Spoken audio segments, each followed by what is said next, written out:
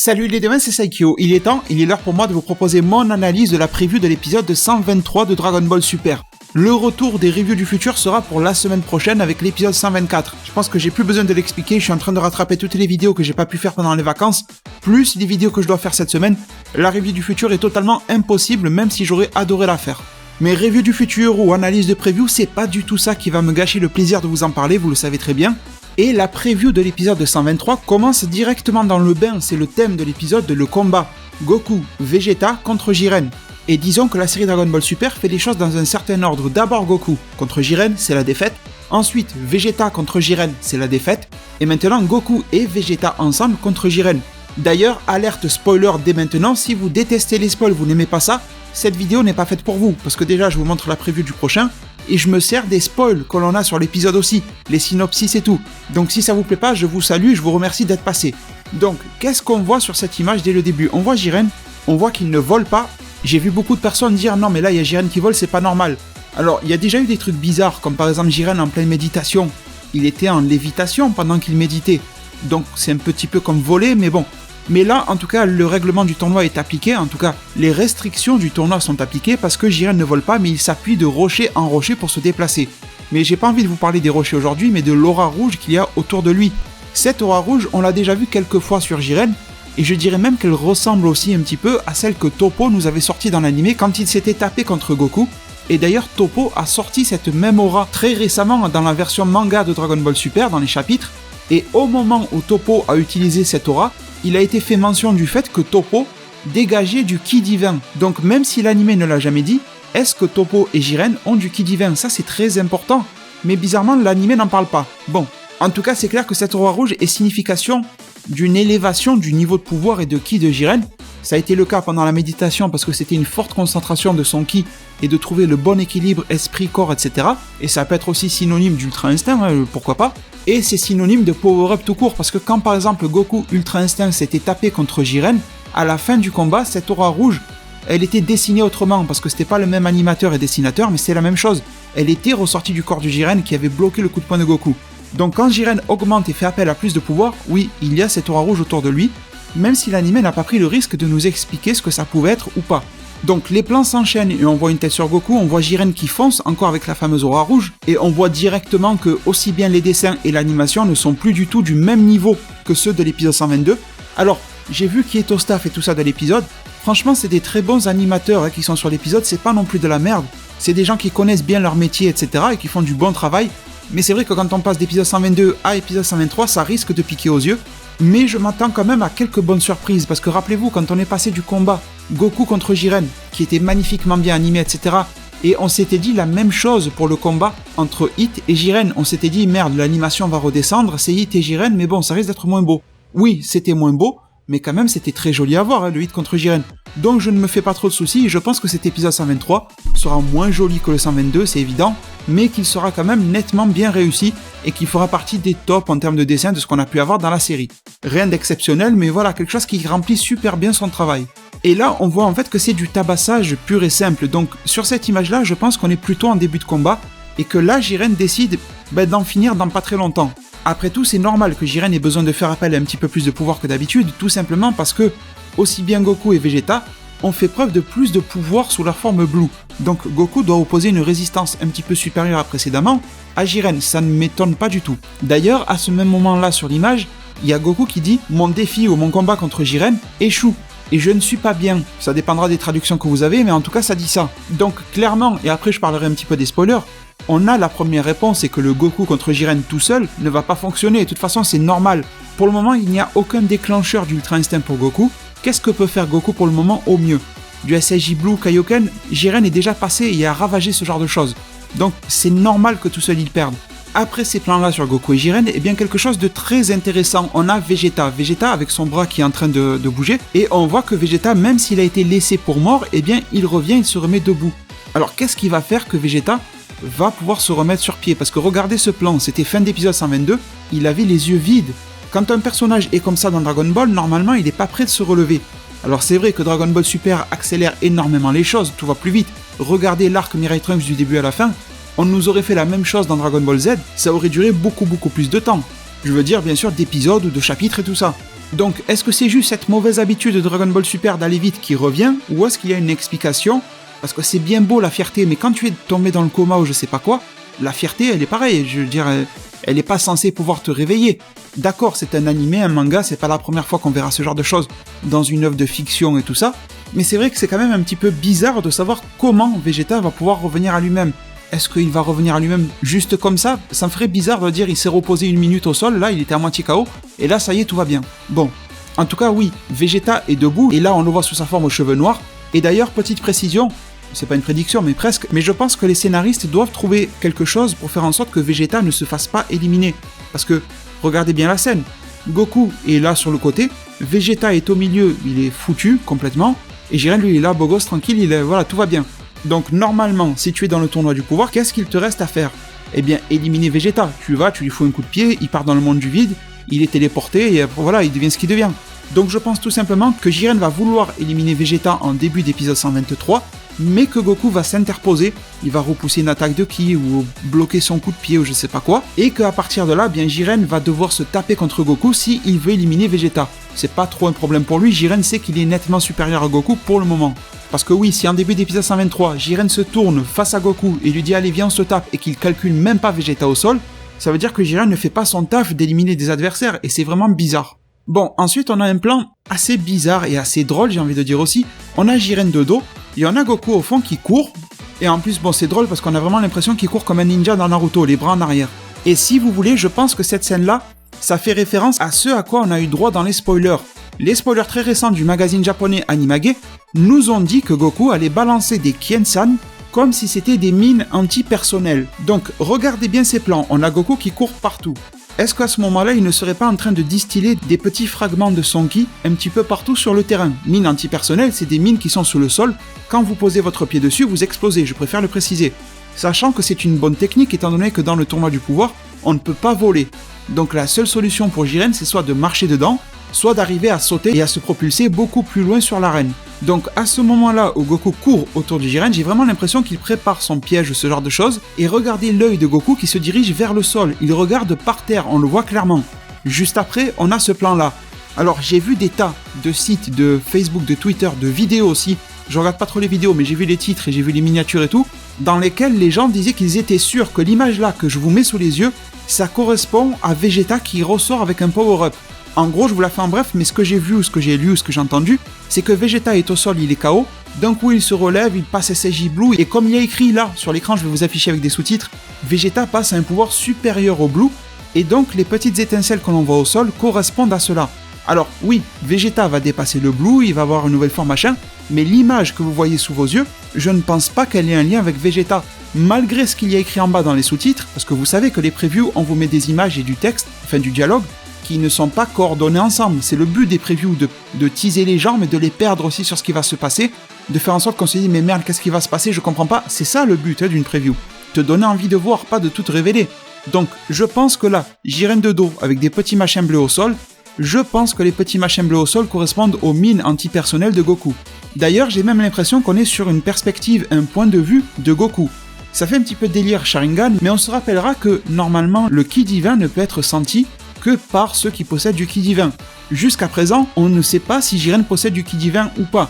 On sait que Toppo en a dans la version manga, dans l'anime on ne sait rien sur Toppo, et dans l'anime et dans le manga on ne sait absolument rien sur Jiren, donc pour le moment il n'a pas de ki divin à notre connaissance.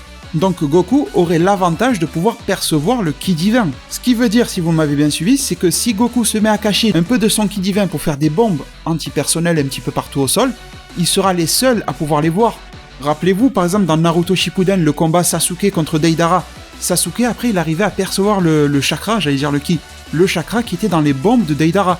Je pense que ça va marcher un petit peu pareil et que Goku va vouloir l'attirer là-dedans. D'ailleurs, pour vous prouver que cette scène ne correspond pas à Vegeta mais correspond à Goku contre Jiren, eh bien regardez la pose de Jiren, c'est exactement la même que celle dans laquelle on voit Goku lui tourner autour. Donc je pense vraiment que ça a un lien avec tout ça. Et après, quel peut être le dénouement de ça? Ça peut mener sur deux pistes. La première, elle est pas terrible et la deuxième, elle est super cool. La première, la pas terrible, c'est tout simplement Jiren qui va marcher sur les bombes et ça lui fait rien. Ça peut être aussi simple que ça. La deuxième, c'est que Jiren arrive à voir ou à percevoir où est-ce que sont disposés les trucs de ki là au sol de Goku, Goku se dit, il y a que moi qui le vois, enfin il y a Vegeta, il y a les Akaishin et tout qui le voient. Mais Jiren ne le voit pas parce qu'il n'a pas de ki divin. Et là, révélation de l'épisode, Jiren a du ki divin. De toute façon, si Toppo a du ki divin, ça ne m'étonnerait pas que Jiren en ait aussi. Après, on peut en débattre parce que Toppo est candidat à Akaishin, donc Vermoud l'a entraîné, mais Jiren a toujours refusé ce poste-là, donc peut-être qu'il n'a pas été entraîné et qu'il n'a jamais eu de ki divin, qu'il est juste une puissance brute, mortelle, phénoménale. Mais en tout cas, c'est ces deux options que je vois pour dénouer cette histoire de mine antipersonnelle. Mais en tout cas, peut-être que je me trompe complètement, je ne vois pas de lien entre cette image. C'est vrai que les espèces de petites étoiles, fragments de ki bleuté, ça ressemble à ce qui entoure Vegeta en fin de preview, mais mis à part ça, j'arrive pas à faire le lien et la scène n'a pas l'air de correspondre. Mais par contre, oui, ce qu'il y a écrit en bas, ce n'est pas des conneries, c'est pas ça que je suis en train de dire. Ça va aussi se produire le fait que Vegeta obtienne une nouvelle évolution, un pouvoir supérieur au Super Saiyan Blue. Il n'y a pas écrit pouvoir différent, mais c'est vrai que la manière dont c'est dit, un pouvoir supérieur, je pense que c'est quand même différent fondamentalement. En tout cas, ça va être du Blue mélangé à quelque chose, vous voyez ce que je veux dire ? Et ne vous inquiétez pas, j'ai une prédiction à vous faire justement sur cette évolution de Vegeta, etc. Et sur l'évolution de Goku aussi en parallèle. Mais en attendant, on voit à l'image Vegeta qui se tient l'épaule. D'ailleurs, dans Dragon Ball, enfin dans DBZ surtout, ça a toujours été un truc culte, ça, le Vegeta dès qu'il est blessé qui est en train de se tenir l'épaule, je sais pas si vous avez remarqué. Alors que Goku, quand il est blessé, c'est plus il se tient au niveau du ventre, au niveau du cœur à la limite, enfin au niveau des poumons, ce genre de choses. C'est un petit peu ce qui fait leur marque de fabrique quand ils sont blessés, c'est drôle à dire, mais c'est un petit peu la vérité. Donc, reprise des images et on voit Goku en blue, qui fonce sur son adversaire Jiren. Jiren lui attrape le bras, il lui fait une espèce de clé un peu bizarre. On a vraiment l'impression qu'il va lui déboîter le bras ou quelque chose comme ça. Enfin, là, si Jiren, il force, il peut lui briser totalement le bras, je sais pas ce que vous en pensez. Mais on a plus l'impression que Jiren va le tabasser directement au corps à corps plutôt que de briser ses membres ou quoi que ce soit. Et là, cette attaque qu'il vient de faire, ça rappelle un petit peu les attaques de tueurs de hit là, qui font des effets un petit peu comme ça, magnétiques, j'ai envie de dire limite. On voit l'onde de choc au moment où Goku se fait frapper. Ça me rappelle un coup que Goku avait fait sur Freezer dans l'arc Fukatsu no F. Vous vous rappelez quand il a tendu deux doigts, d'un coup il ferme son poing, je crois que ce coup il est dans le jeu Xenoverse. Et d'un coup il lui fracasse en plein dans le ventre ou dans le torse, un truc comme ça, avec une onde autour qui se dégage. J'ai trouvé que c'était très ressemblant, sauf que là ça a quand même beaucoup plus de masse et d'impact. Et là, dans la preview, à un moment, j'ai presque vu revenir Goku Black, parce que, vous allez comprendre ce que je vais dire. Vous vous rappelez à l'époque de Goku Black, qui avait besoin de se faire taper pour progresser? C'est un petit peu sadomaso ce truc-là, mais à chaque fois que Goku Black se faisait taper par Goku, etc., ou même par Vegeta, il s'améliorait. Et là, on a Goku qui se fait fracasser dans tous les sens, un coup gigantesque, et tu as Goku en bas qui dit « Vas-y Jiren, frappe avec toute ta puissance ». C'est un petit peu bizarre, on a l'impression, dans la manière dont parle Goku, qu'il a besoin de se prendre des coups pour s'éveiller à des pouvoirs supérieurs, quelque chose comme ça. Alors moi j'aime beaucoup ce genre de choses dans les combats, ça me rappelle en plus un petit peu Zaraki Kenpachi dans Bleach, qui adorait encaisser pour pouvoir mieux contre-attaquer. Mais quel est le but de tout ça? Est-ce que c'est juste pour faire plaisir aux jeunes enfants et faire joli? Ou est-ce qu'il y a vraiment quelque chose derrière la transformation, derrière l'évolution? Est-ce que Goku justement veut se faire taper par Jiren à pleine puissance pour refrôler la mort, rebriser sa coquille de son potentiel, et revenir en mode ultra instinct? Est-ce que c'est ça le plan de Goku au final? Ça veut dire que Goku saurait qu'il est déjà totalement perdu face à Jiren grâce à ses pouvoirs habituels, le Blue, le Kaioken, je ne sais pas quoi, mais qu'il s'est rendu compte qu'il revenait avec ses nouveaux pouvoirs que lui-même ne comprend pas très bien, le Migate no Gokui, qu'une fois qu'il était vraiment aux frontières très très fines de la mort. Et ça serait une stratégie très intelligente, parce qu'en plus ça voudrait dire que Goku a été observateur de ce qui s'est passé en fin d'épisode 122. Rappelez-vous, je vous en ai parlé dans ma review, je vous avais dit que Jiren était capable de maîtriser tellement bien sa puissance qu'il avait foutu KO Vegeta en le mettant à la frontière de la mort, mais sans le tuer. Mais ça, c'est parfait pour Goku. Jiren fait bien sûr cela parce qu'il ne veut pas tuer quelqu'un, parce que c'est interdit dans le tournoi du pouvoir. Est-ce que la solution n'est pas là? Faire confiance en la puissance et à la maîtrise de sa puissance de la part de Jiren, et en sa non-volonté de tuer, pour justement refrôler la mort, pour se relever et le tabasser dans tous les sens. Franchement, ça peut se faire. Donc, sur cette image-là, vous vous rendez compte que Goku, il est foutu. Il a les bras qui pendent en avant, il a plus sa forme Blue, etc. Là, il est quasiment au bord de l'élimination. Et il y a Vegeta qui se ramène. Vegeta semble avoir un petit peu récupéré, même s'il est plein d'égratignures et tout ça, et il se tient encore beaucoup le bras. Donc oui, clairement, comme l'indique l'opening, Limit Breaker, on est vraiment dans le tournoi du pouvoir sur le dépassement des limites et sur le résultat du dépassement des limites. Parfois même un petit peu trop, je suis d'accord avec vous. Les devins, je viens de couper la vidéo et de reprendre tout simplement parce que je me suis posé une question moi-même. Quand Goku dit « Vas-y, frappe Jiren avec cette puissance-là », est-ce qu'il dit à Jiren de le frapper avec sa puissance, ou est-ce qu'il dit à Vegeta, qui vient d'éveiller un nouveau pouvoir supérieur au Blue, de taper Jiren avec toute cette puissance? Bon, que ça soit dans la traduction officielle ou en regardant toutes les autres traductions non officielles, j'ai pas pu trouver une formulation qui m'aidait à comprendre lequel c'était. Dans tous les cas, ça sera très cool. On en arrive sur la fin de la preview avec l'annonce du titre. Corps complet, esprit complet, libération de la pleine puissance, Goku et Vegeta. Et c'est à partir de là que je vais faire comme une suite à ma prédiction justement. Vous savez que de vidéo en vidéo, j'essaye justement de combler les trous sur les nouvelles évolutions, l'Ultra Instinct, Vegeta, Goku et tout ça, pour voir vers où la série nous mène. Et là, je vais rajouter une suite à tout ça. Donc, je vais résumer ce que je vous ai déjà dit dans les autres vidéos. Je vais vraiment le faire très vite, c'est juste pour que ceux qui n'ont pas vu les vidéos soient à jour. J'étais parti d'une idée. Le titre, esprit complet, corps complet, Goku et Vegeta, libération de la pleine puissance. Alors, la base, c'était de se dire alors que d'après moi, le corps complet, c'était pour Vegeta, et que l'esprit complet serait pour Goku. Et je sais qu'il y en a beaucoup d'entre vous qui ont vraiment bien aimé cette idée-là. Ensuite, hier dans ma vidéo, je vous ai dit que je pense que Goku et Vegeta se rapprochent tous les deux de l'Ultra Instinct, mais d'une manière différente. Et surtout qu'ils ont des déclencheurs pour briser leur coquille qui sont différents. Pour Goku, c'est frôler la mort. Pour Vegeta, c'est être atteint, touché et attaqué dans sa propre fierté et tout ce genre d'émotions. C'est vraiment le moteur qui permet à Vegeta de vivre sa fierté. Et on a vu qu'à partir de là, Vegeta a commencé à avoir des mouvements, des réactions qui quand même ressemblaient à celles du Migate no Gokui, même si c'était très différent de Goku. Et même au niveau de la forme, Vegeta n'a pas vraiment changé beaucoup par rapport à sa forme Blue. Et bien sûr, l'autre chose à garder en tête, épisode 116 de Dragon Ball Super avec Whis, qui nous disait que Goku, dans sa forme d'Ultra Instinct, était capable de défendre à peu près bien correctement pour quelqu'un en Ultra Instinct, mais son niveau d'attaque n'était pas du tout au point. Même Kifura, qui se prenait des coups de la part de Goku, lui disait « Mais attends, c'est quoi ces coups? Tu esquives super bien, mais tu me fais pas mal du tout. » C'est à partir de là qu'est née la fameuse idée de l'Ultra Instinct défensif et offensif. C'est peut-être un petit peu fort comme idée, mais je pense que vous comprenez bien, défensif-offensif, ça parle à tout le monde. Et moi justement, j'ai lié ces deux idées-là ensemble. J'ai dit, l'esprit, c'est le défensif, le corps, c'est l'offensif. Donc, esprit, défensif, Goku, corps, offensif, Vegeta. Et pour le moment, c'est ce qui se produit. Goku est dans l'esquive et Vegeta est dans l'attaque au corps à corps. Donc en fait, je pense vraiment que Goku et Vegeta vont arriver à la même destination, sauf qu'ils prennent deux chemins totalement différents. C'est comme si vous prenez deux personnes, une personne qui vit à Paris, et une personne qui vit à Tokyo. Et à ces deux personnes-là, vous leur offrez un vol pour aller à New York.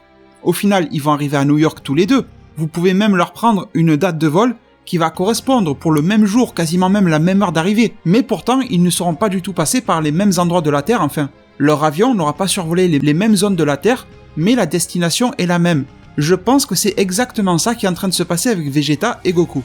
Sachant que l'Ultra Instinct s'atteint différemment et peut prendre différentes formes physiquement.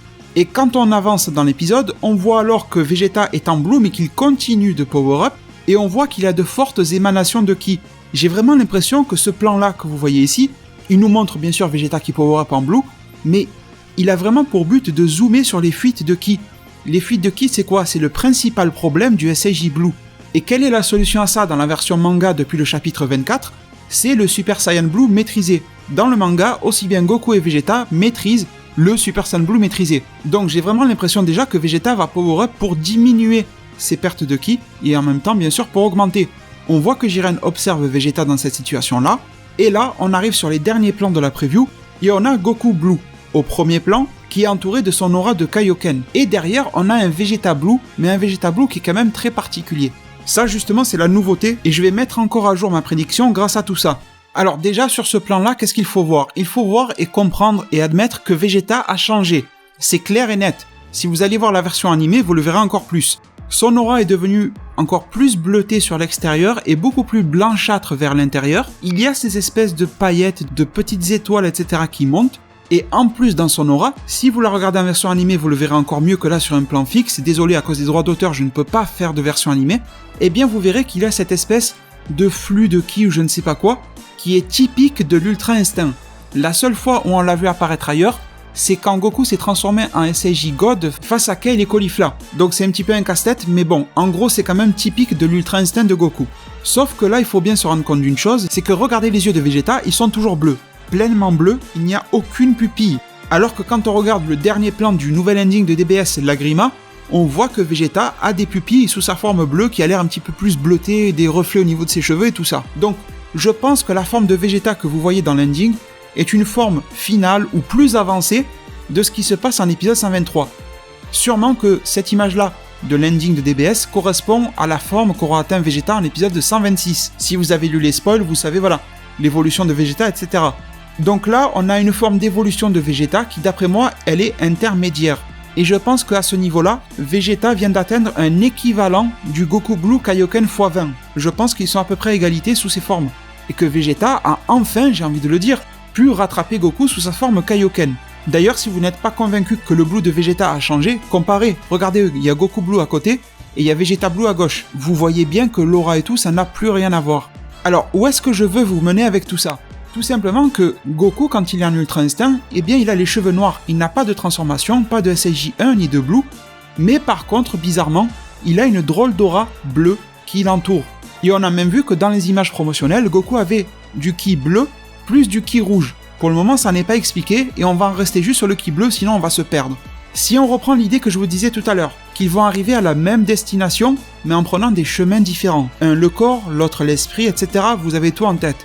Est-ce que Vegeta n'aurait pas tendance à maximiser son SSJ Blue, probablement du SSJ Blue maîtrisé ou quelque chose comme ça, tout en commençant à acquérir de l'Ultra Instinct?